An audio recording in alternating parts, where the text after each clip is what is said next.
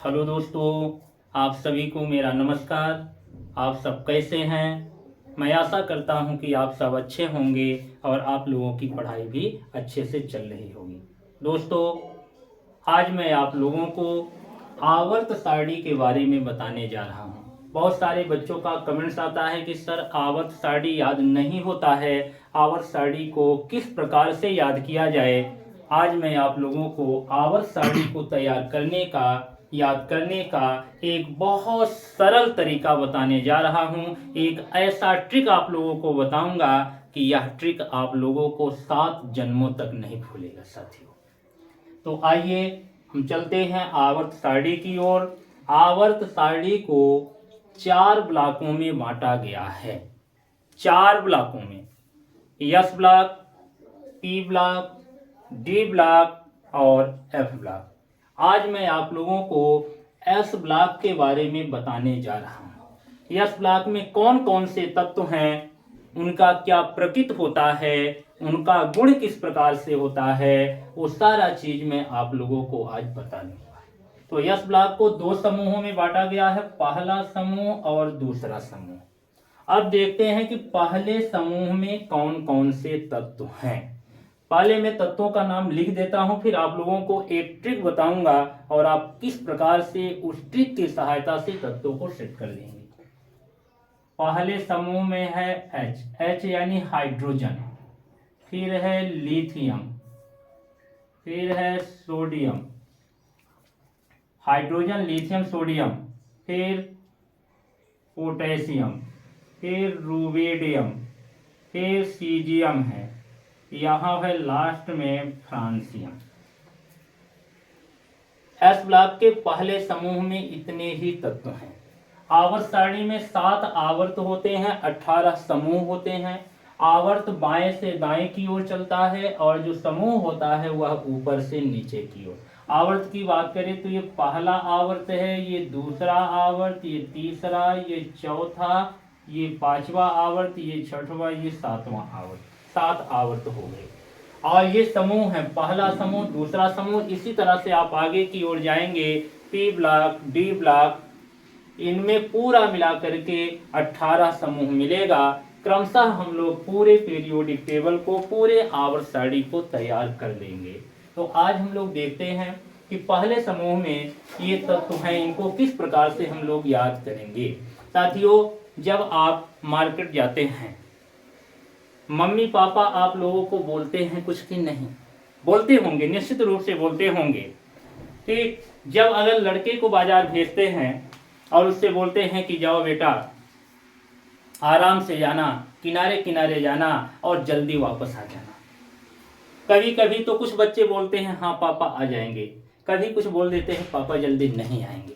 उसका कारण ये है, ऐसा बोलने का वजह होता है कि जल्दी नहीं आएंगे। मैं अभी आप लोगों को बताऊंगा क्यों ऐसा बोलते हैं वो। अगर लड़कियां जा रही हो बाजार, बेटी को अगर बाजार भेजते हैं और उनसे बोलते हैं कि बेटा जाओ जल्दी आना, टाइम से आ जाना, लेट ना होने पाए, वो बड़े आराम से कह देते हैं हाँ पापा आ जाएंगे, हाँ मम्मी आ जाएंगे टाइम से। लेकिन लड़के अक्सर ऐसे नहीं बोलते, वो कहते हैं कि आ जाएंगे, कभी कह देते हैं कि नहीं आ पाएंगे जल्दी। तो चलिए देखते हैं, जल्दी आ जाइए इसी को गांव की भाषा में बोलते हैं हाली। हाली आप लोगों ने सुना होगा, हाली। हाली का मतलब होता है जल्दी। कहते हैं हाली आ जाना, तो बोलते हैं कि हाली नहीं आएंगे। मतलब इसी को और थोड़ा सा सेट कर लिया जाए ट्रिक के रूप में, तो हाली ना करब सफर। अगर कहे बेटा जल्दी आ जाना, तो बोलते हैं हाली ना करब सफर। हाली ना करब सफर का मतलब कि जल्दी हम नहीं आ पाएंगे। तो उसे मैंने एक ट्रिक में जोड़ दिया, एक ट्रिक बना लिया पहले समूह के लिए। ट्रिक है पहले समूह के लिए, हाली ना करब सफर। हाली ना करब सफर, हाली ना करब सफर। हाली का मतलब होता है जल्दी। अब देखिए, हा है, हा की अंग्रेजी होती है एच, ली है, ली की होती है एल आई, ना है, ना का एन और बड़ा ना है तो ए हो गया, एन ए हुआ। और का है, का की अंग्रेजी होती है के, रब का हो गया आर बी, सा का हो गया सी एस और लास्ट में फर है एफ आर। हाली ना करब सफर, हाली ना करब सफर। देखिए इस प्रकार से यस ब्लॉक के पहले समूह के तत्व पूरे याद हो गए। हाली न करब सफर से, हाली का मतलब जल्दी, हम जल्दी नहीं आ पाएंगे। हाली न करब सफर, हा का एच, ली का एल आई, ना का एन ए, का के, रब का आर वी, सा का सी एस, फर का एफ आर। हाली ना करब सफर। अक्सर बच्चे लोग ऐसा बोल देते हैं हाली नहीं आएंगे, जल्दी नहीं आएंगे। क्यों नहीं आएंगे, क्यों बोलते हैं? क्योंकि उनको चाहिए कि पापा हमें अगर बाइक दे देते तो हम जल्दी से आ जाते, इसलिए वो बोलते हैं कि जल्दी नहीं आ पाएंगे, जल्दी नहीं आएंगे, ताकि हमको पापा बाइक दे दे तो बाइक में जाएं, घूमें और वापस लौट के आ जाएं। उनको बाइक की जरूरत रहती है, इसलिए बोल देते हैं कि हाली नहीं आ पाएंगे। देखिए क्या कहते हैं वो, जब हाली नहीं आ पाएंगे तो दूसरे समूह में चलिए देखिए, बीई, एमजी, स्कूटर यानी स्ट्रॉन्सियम, और ये बेरियम, और ये आर रेडियम। क्या कहते हैं बच्चे लोग? इसके लिए देखिए ट्रिक, बेटा मांगे कार स्कूटर बाप राजी।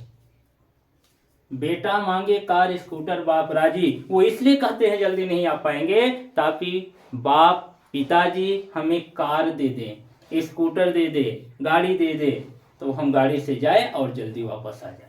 तो उनका मांगने का एक बहाना है। तो दूसरे के लिए ट्रिक मैंने क्या बना दिया, बेटा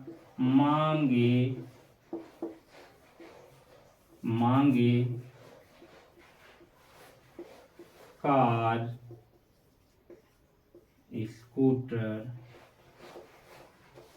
बाप, मैं राजी नीचे लिख दे रहा हूं, राजी। बेटा, बेटा का हो गया बीई, मांगे MG, car CA, scooter SR, बाप बीए, राजी आर। अगर बाप राजी ना हो तो लिख दीजिए बाप रोए।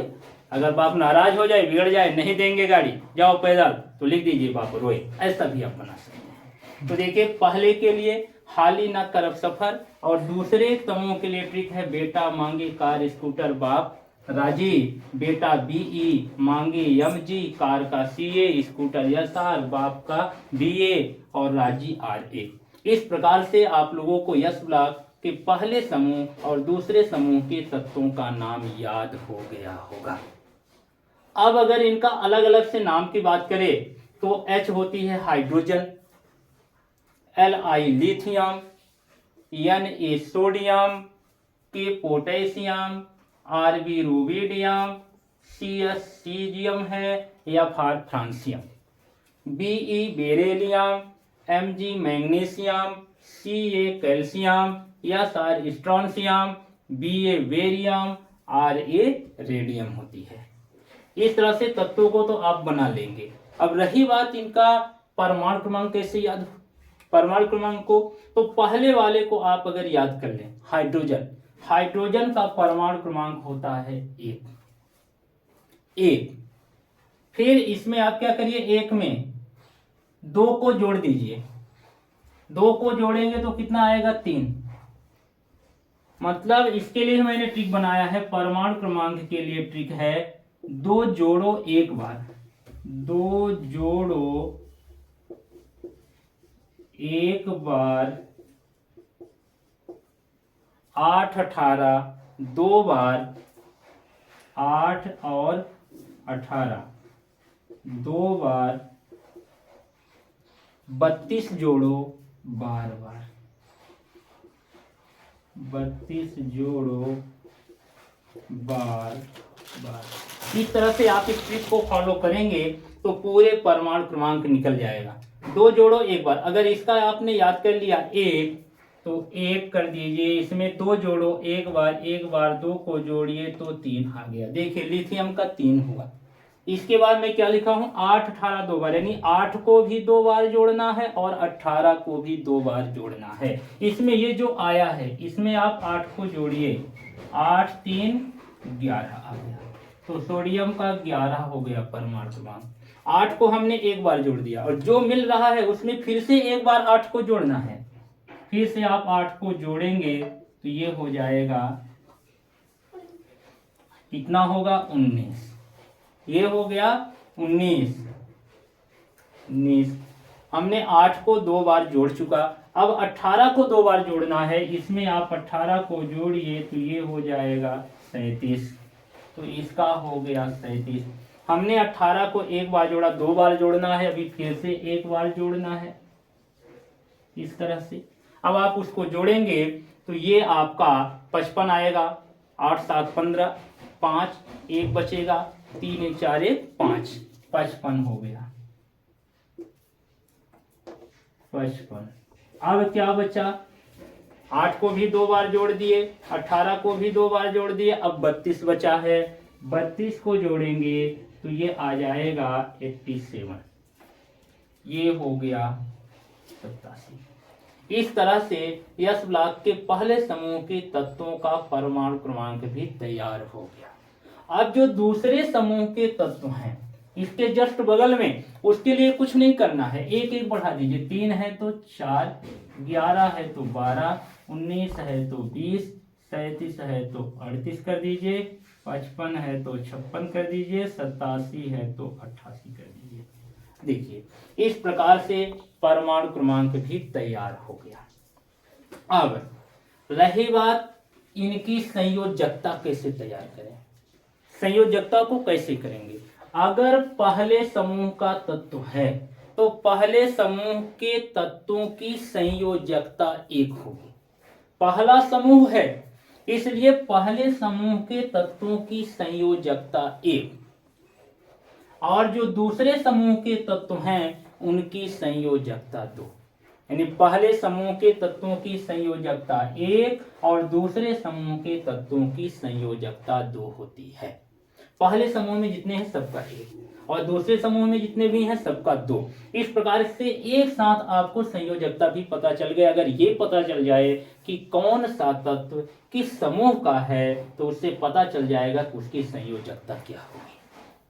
अब एस ब्लॉक के जो पहले समूह के तत्व हैं वो सभी तत्व क्षारीय धातु में हैं, इनका प्रकृति क्षार जैसे होती है, क्षारीय धातु में। और दूसरे समूह के जो तत्व हैं वो क्षारीय मृदा धातु में हैं। ये पहले समूह वाले हैं पूरे, ये फर्स्ट समूह क्षारीय धातु में हैं।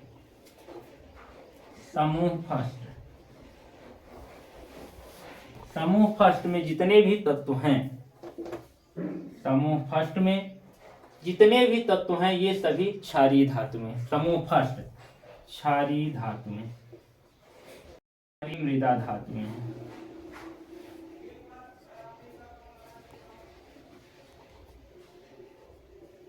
क्षारीय मृदा धातु में, क्षारीय मृदा धातु में। पहले समूह वाले तत्वों की संयोजकता 1, समूह 1 से याद रखेंगे संयोजकता 1, और समूह 2 है तो संयोजकता 2। इसमें अभी कुछ और विशेषताएं हैं। ये पहले समूह में एक तत्व है सीजियम। ये जो सीजियम होती है ये आपका द्रव अवस्था में पाया जाता है। वैसे सभी धातुएं ठोस अवस्था में होती हैं लेकिन अपवाद हर जगह बनी रहती है। इसमें ये जो सीजियम है ये द्रव अवस्था में होती है, द्रव अवस्था में। बाकी धातुओं का गुण है ठोस अवस्था में, लेकिन सीजियम एक अपवाद है जो कि द्रव अवस्था में पाई जाती है। इसके बाद लिखा है फ्रांसियम। फ्रांसियम रेडियो एक्टिव तत्व है, रेडियो एक्टिव है। ये रेडियो एक्टिव कहें या फिर रेडियो धर्मी, रेडियो धर्मी तत्व है। इसका उपयोग नहीं है फ्रांसियम का, इसके यौगिक बहुत कम पाए जाते हैं इसलिए इसे रेडियो धर्मी कहा जाता है। इनका अर्ध आयुकाल भी बहुत कम होता है, 22 मिनट का होता है। इसका अर्ध आयुकाल बहुत कम अर्थात 22 मिनट का होता है। इस प्रकार से आप लोगों को यस ब्लॉक के तत्वों का नाम और संयोजकता याद हो गया होगा इस प्रकार के ट्रिक की सहायता से। बहुत ही आसान ट्रिक है, ट्रिक से आपको दोनों समूह अच्छे से याद हो गया होगा। और मैं आशा करता हूँ, उम्मीद करता हूँ कि ये वीडियो आपको अच्छा लगा होगा। अगर ये वीडियो अच्छा लगा है तो लाइक कीजिए, कमेंट कीजिए। अगर मेरे चैनल में पहली बार जुड़े हैं तो सब्सक्राइब कीजिए। और हो सके तो ज़्यादा से ज़्यादा शेयर कीजिए। आज के वीडियो में बस इतना ही, और पुनः अगले वीडियो के साथ हम लोग नेक्स्ट डे मिलेंगे। Thank you so much.